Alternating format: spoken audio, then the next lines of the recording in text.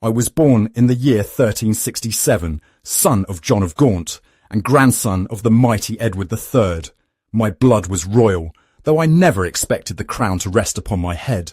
My father was one of England's most powerful men, a Prince of Lancaster, Ridainsoils commanding and ambitious.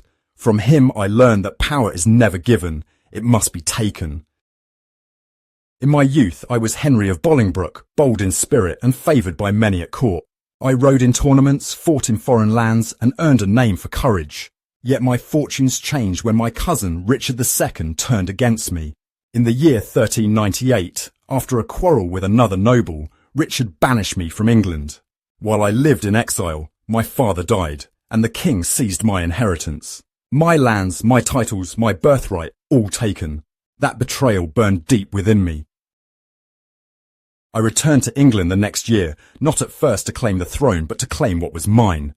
Yet when I set foot on English soil, I saw how weary the realm had become of Richard's rule. The barons rallied to my side, the people greeted me as their deliverer, and soon I held the kingdom in my grasp. Richard, once my cousin and my king, was taken prisoner. He was forced to surrender his crown, and in Westminster Hall I was proclaimed Henry IV, the first king of the House of Lancaster. But a crown won by force is a crown that must ever be defended. From the first day of my reign I was beset by rebellion. Some still whispered Richard's name, swearing he lived, and conspiracies bloomed like weeds.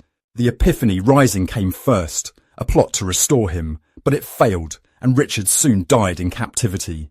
Though his death was not by my hand, his shadow never left me. In Wales, Owain Glyndwr rose against me, calling himself Prince of Wales. His rebellion flamed bright and fierce, and for years my armies struggled to subdue him. At the same time I faced treachery at home. The Percy family, those who had once helped me to the throne, turned their swords against me. In the year 1403 they rebelled, led by the fiery Henry Hotspur Percy.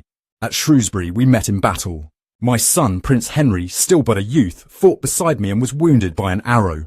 Yet we prevailed, and Hotspur fell upon the field. Victory did not bring peace. My health began to fail me, strange fits and illness that left me weak and weary. At times I could scarcely walk, and my skin burned and broke as if the crown itself had cursed me. Still I held my throne.